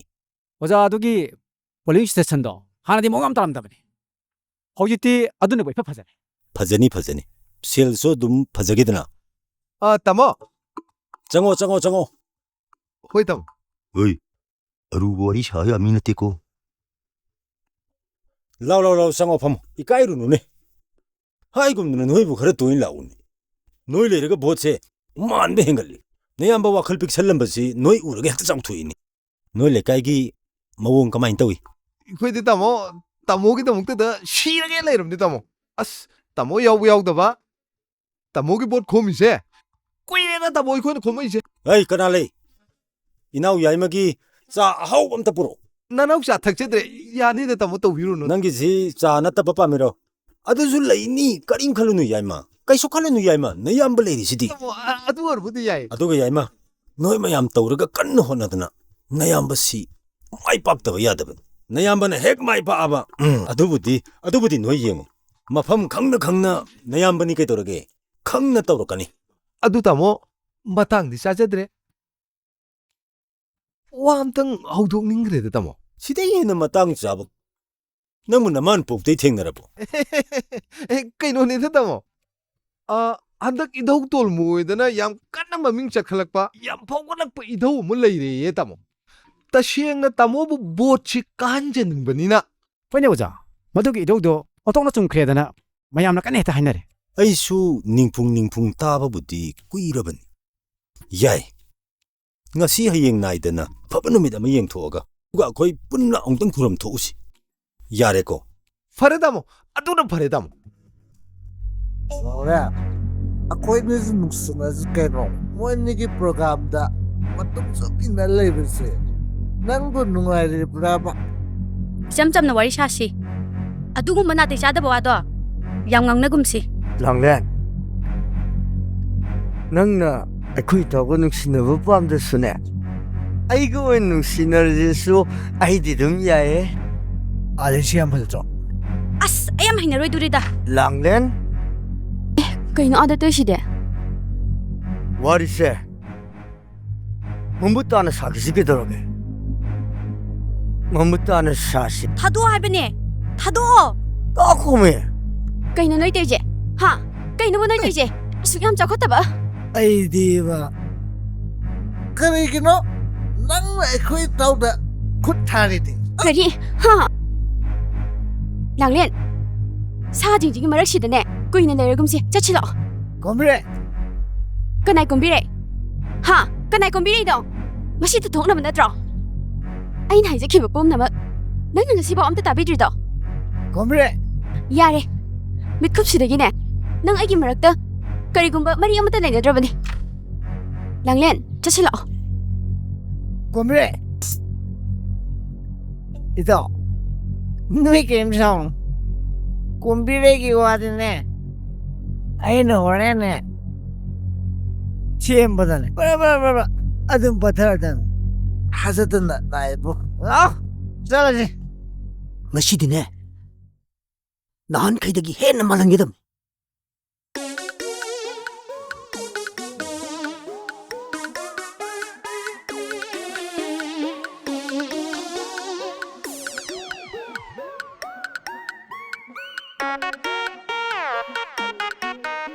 Urba laise pochau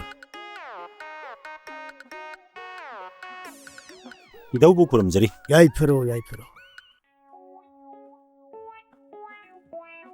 이도 회원자세 와쇼 겐저기 홍초이 초이드나 가르거든 이니 디에뚜니 에시 따자레 보자 코이를 라쿠유 거리 따는시야 ꯚꯣꯠꯄꯨꯗꯤ ꯏꯀꯥ ꯀꯥꯔꯅꯤ ꯁꯤ ꯈꯪꯉꯄꯣꯅꯦ ꯑꯗ ꯑꯩꯒ ꯄꯥꯟꯅꯔꯤꯕ ꯅꯨꯄꯥꯗꯨ ꯂꯥꯏ ꯇꯤꯟ ꯄꯣꯠꯁꯦꯝ ꯅꯨꯡꯁꯦꯝꯁꯤ ꯐꯖꯅ ꯇꯧꯕ ꯃꯥꯅ ꯄꯣꯠꯁꯦꯝ ꯅꯨꯡꯁꯦꯝꯁꯤ ꯇꯧꯔꯒ ꯐꯠ ꯐꯠ ꯀꯥꯞꯁꯜꯂꯛꯀꯗꯧꯔꯤ ꯄꯣꯠꯁꯦ ꯊꯛ ꯂꯥꯎꯅ ꯉꯥꯛꯊꯣꯛꯄ ꯉꯝꯕ ꯄꯣꯠ ꯑꯃ ꯏꯙꯧꯅ ꯄꯤꯕꯤꯗ꯭ꯔꯒꯗꯤ ꯌꯥꯔꯣꯏꯗꯧꯔꯤ ꯑꯩꯅ ꯗꯤꯐꯦꯟꯁ ꯇꯧꯁꯤꯅꯤꯅꯦ 에라 ꯑꯗꯨꯕꯨ ꯋꯥꯅꯦꯅ ꯈꯣꯏꯒꯤ ꯂꯝꯗꯝꯁꯤꯗꯕꯨ ꯑꯩꯒ ꯊꯦꯡꯒꯥꯏꯅꯕ ꯉꯝꯕ ꯀꯅꯥ ꯂꯩꯒꯦ ꯑꯗꯨꯕꯨꯗꯤ ꯏꯙꯧ ꯅꯆꯥꯁꯨ ꯐꯖꯅ ꯇꯥꯖꯔꯦ ꯑꯗꯨꯅꯕꯨ ꯏꯙꯧꯒꯤ ꯅꯥꯛꯇ ꯂꯥꯛꯏꯁꯤꯅꯤ ꯑꯗꯨꯅ ꯏꯙꯧꯅ ꯅꯆꯥꯒꯤ ꯃꯥꯏꯁꯦ ꯁꯣꯏꯗꯅ ꯄꯥꯛꯄ ꯌꯥꯅꯕ ꯏꯙꯧꯅ ꯂꯝꯕꯤ ꯑꯃꯇꯗꯤ ꯁꯤꯟꯕꯤꯌꯨ ꯑꯩ ꯏꯙꯧꯒꯤ ꯈꯪꯅ ꯑꯗꯨꯝ ꯇꯧꯔꯛꯀꯅꯤꯗ ꯍꯧꯅ ꯂꯝꯆꯠ ꯆꯠꯅ ꯀꯥꯡꯂꯣꯜ ꯑꯁꯨꯛ ꯌꯥꯝꯅ ꯈꯪꯉꯤꯕ ꯏꯆꯥꯒꯤꯕꯨ ꯇꯧꯗ ꯌꯥꯕ꯭ꯔꯣ ꯀꯗꯥꯏ ꯅꯈꯨꯠ ꯌꯦꯠꯇꯣꯡꯇ ꯄꯤꯔꯛꯎ ꯂꯥꯏꯗ ꯀꯅꯦꯛꯁꯟ ꯁꯝꯃꯒ ꯏꯆꯥꯒꯤ ꯃꯤꯠꯇꯨꯗ ꯃꯨꯟꯅ ꯌꯦꯡꯉꯒ ꯏꯆꯥꯒꯤ ꯑꯁꯣꯏ ꯑꯉꯥꯝ ꯀꯩ ꯂꯩꯒꯦ ꯑꯝꯇ ꯌꯦꯡꯒꯦꯀꯣ ꯅꯃꯤꯠꯇꯨ ꯀꯨꯞꯇꯅ ꯃꯨꯟꯅ ꯌꯦꯡꯒꯗꯕꯅꯤ ꯀꯦꯂꯀꯃ ꯆꯝꯕ ꯀꯥ ꯆꯝꯕ ꯆꯝꯕꯤꯁꯨ ꯍꯤꯠ ꯀꯦꯂꯀꯃ ꯆꯝꯕ ꯀꯥ ꯆꯝꯕ ꯆꯝꯕꯤꯁꯨ ꯍꯩ ꯀꯔꯥꯅꯣ ꯍꯩ ꯁꯤꯗꯤ ꯐꯤ ꯀꯨꯞꯄꯒ ꯐꯥꯎꯕ ꯌꯥꯕ ꯂꯩꯐꯥꯎ ꯅꯠꯇꯦꯅꯦ ꯁꯦ ꯃꯥꯂꯦꯝꯒꯤ ꯂꯩꯔꯣꯟ ꯆꯥꯝꯃꯒ ꯇꯔꯦꯠ ꯁꯦꯒꯥꯏꯔꯒ ꯃꯥꯒꯤ ꯃꯃꯤꯠꯁꯤꯗ ꯌꯦꯡꯉꯒ ꯐꯠꯇ ꯍꯥꯎꯊꯤ ꯌꯦꯡꯒꯗꯕ ꯂꯥꯏꯁꯣꯟꯅꯤꯅꯦ ꯐꯤꯁꯤꯅ ꯀꯨꯞꯁꯜꯂꯗꯤ ꯀꯃꯥꯏꯅ ꯇꯧꯅꯤ ꯏꯙꯧꯒꯤ ꯁꯦꯕꯣꯛꯁꯤꯡꯁꯤ ꯇ꯭ꯔꯦꯅꯤꯡ ꯏꯌꯧ ꯌꯧꯗ꯭ꯔ ꯃꯥꯅꯦꯗ ꯂꯩꯔꯣꯜ ꯇꯔꯦꯠ ꯁꯦꯒꯥꯏꯕꯒ ꯍꯥꯏꯕꯗꯨꯗ ꯅꯆꯥ ꯑꯩꯗꯤ ꯄꯨꯊꯔꯣꯏꯀꯣ ꯀꯤꯒꯅꯨ ꯏꯆꯥꯒꯤꯗꯤ ꯀꯔꯤꯝꯇ ꯄꯨꯊꯔꯣꯏ ꯑꯩꯅ ꯉꯥꯛꯊꯣꯛꯈ꯭ꯔꯕꯅꯤ ꯑꯦꯅꯤꯋꯦ ꯏꯙꯧꯅꯅꯦ ꯕ꯭ꯔꯤꯖ ꯑꯃ ꯁꯥꯈ꯭ꯔꯕꯅꯤ ꯅꯈꯨꯠꯇꯣꯡꯇꯒ ꯄꯤꯔꯛꯎꯁꯦ ꯏꯙꯧꯅ ꯊꯧꯖꯥꯟꯕꯤꯔꯛꯄ꯭ꯔꯥ ꯌꯦꯡꯒꯦꯀꯣ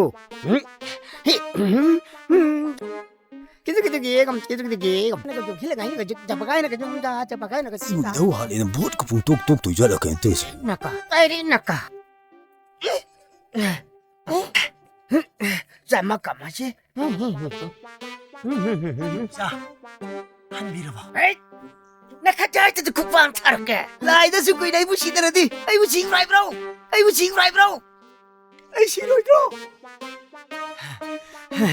이봉아 진나시는 커넥션 부디 파워래 마시기 라이론제 학상 얌속 라이론이네 이봉아 ꯍꯣꯏꯅꯦ ꯑꯩꯁꯨ ꯉꯁꯥꯏꯗꯩ ꯈꯜꯂꯤꯝꯅꯤ ꯅꯣꯡꯃꯗ ꯁꯤꯒꯨꯝꯕꯁꯤ ꯏꯙꯧꯅ ꯑꯅꯤ ꯑꯍꯨꯝꯒ ꯁꯣꯜꯂꯗꯤ ꯏꯙꯧꯁꯤ ꯃꯔꯛꯇ ꯇꯠꯂꯗ꯭ꯔꯥ ꯍꯥꯏꯅ ꯑꯩꯗꯤ ꯄꯥꯈꯠꯂꯤꯝꯅꯤ ꯑꯗꯨ ꯏꯙꯧ ꯅꯆꯥꯒꯤ ꯂꯥꯏꯐꯥꯎꯗꯨ ꯀꯔꯤ ꯂꯩꯒꯦ ꯉꯁꯥꯏꯒꯤ ꯂꯥꯏꯒ ꯁꯝꯅꯔꯤꯉꯩꯗ ꯍꯥꯏꯔꯛꯄꯁꯤꯡꯗꯨ ꯍꯥꯏꯕꯤꯌꯨ 이봉호기 아파박이 아파봐 ꯉꯥꯛꯇ ꯑꯣꯏ ꯑꯗꯨꯝ ꯍꯦꯛꯇꯤ ꯑꯣꯏꯔꯒ ꯐꯠꯇꯕ ꯃꯈꯨꯟ ꯈꯔꯗꯤ ꯌꯥꯝ ꯀꯥꯞꯁꯤꯜꯂꯛꯀꯗꯧꯔꯤ ꯃꯗꯨ ꯅꯪ ꯆꯦꯛꯁꯤꯜꯍꯧꯗ꯭ꯔꯕꯗꯤ ꯍꯥꯏꯕꯗꯤ ꯃꯈꯨꯟꯗꯨ ꯃꯦꯜꯍꯧꯗ꯭ꯔꯕꯗꯤ ꯅꯪ ꯍꯦꯛꯇ ꯃꯥꯏꯊꯤꯔꯦ ꯏꯙꯧ ꯍꯥꯏꯔꯤꯁꯤꯕꯨ ꯀꯔꯝꯍꯥꯏꯅ ꯇꯧꯕ ꯃꯈꯨꯟꯅꯣ ꯃꯈꯨꯟꯗꯨ ꯀꯃꯥꯏꯅ ꯃꯦꯟꯗꯣꯏꯅꯣ ꯏꯙꯧ ꯏꯙꯧ ꯍꯥꯏꯒꯦ ꯃꯨꯟꯅ ꯇꯥꯎ ꯁꯦꯅ ꯅꯪꯉꯣꯟꯗꯒꯤ ꯄꯪꯂꯧꯗ ꯂꯧꯊꯣꯛꯄ ꯚꯣꯠꯅ ꯃꯤꯉꯣꯟꯗ ꯄꯤꯈꯤꯒꯗꯧꯕ ꯃꯈꯨꯟ ꯌꯥꯝ ꯂꯩꯔꯦꯅꯦ ꯑꯣꯟꯊꯣꯛꯅ ꯆꯨꯝꯅ ꯍꯥꯏꯔꯛꯈ꯭ꯔꯦꯗ ꯏꯙꯧ ꯍꯧꯈꯤꯕ ꯆꯍꯤꯒꯤ ꯚꯣꯠꯇꯁꯨ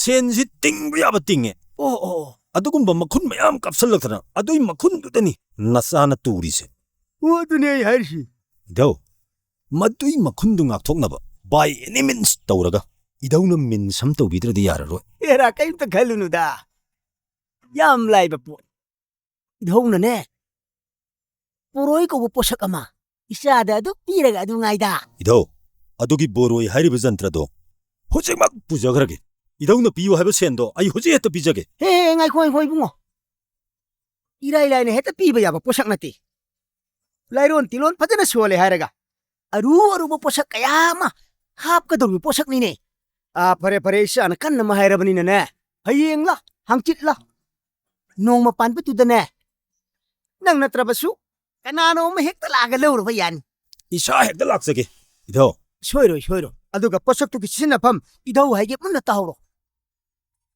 마탐 뿜바다 포삭도 낭가 사고 나가다바 낭원데기 셀로바 락파 미요이싱도 누피 앵앙 카이다나 포삭투나 캣게다바 캣부 캣기라바 니에도 포르마싱가 둥 빠설로 야래 아도 이더 항짓도 숙소이 소비비 야드레 이더 얌디 얌드레오자 군 걷더니 예 이건 떨었거나 이동도 또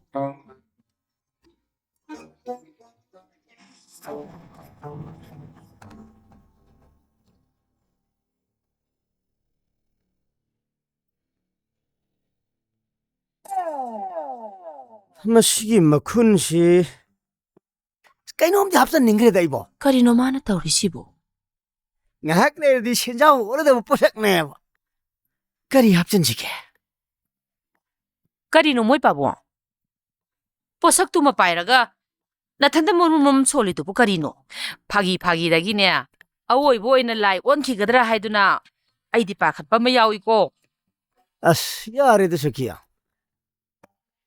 아이는 빠리 포삭세 파기나 뛰네 ngahak 내디네 성아 잡히 빠 오는 게 너무 꾸이들어버니네 Khangdreda. Makoy pabong na tawriba tabakse. Ay di ne. Mihunga mata sudre haisini. 아스 야래도 저기 앙도 또 밀래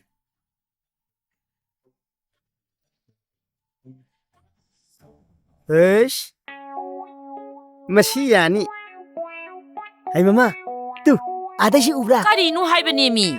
시시시 아시다시 우드라 Kadaino. 두두두두두 Oh, asige siya. 시콜로 아무도 콜로 제일 온도 꾸이드라민 해 Karino haisibo? 콜로 Mo'y pabo. Chidi huyi kaino malida. 만게 만져노 뿌도 뿌로미야 Mo'y pabo. Chidi huyi mangbani mi. 위기 오이가라 미기 오이가라 뿌도 뿌로 아무래도 제일 온도 가르드나 Ay paidoy sibo ipo. Selgi mayay haibase. Kalida ko. Ay di hek pairagera ay. As.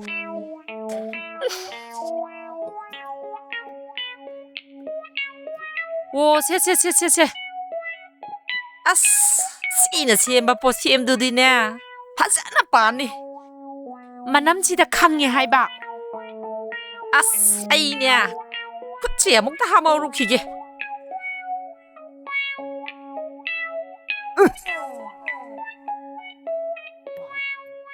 아이고 마드나 남지 하이페 남티해 마시 하다 벗고 이리바 뽀도 이제 에이 너 비정도 너 뻥그래다 나시 거기다 만남 남티바 그래 강이지 뚱기 농아이 남니 강대야 봐 응? 마시 하다 합질라게다 이또 사방항드디 마디 까인트 강제답니다 마시 라이 오이는 라리 그러다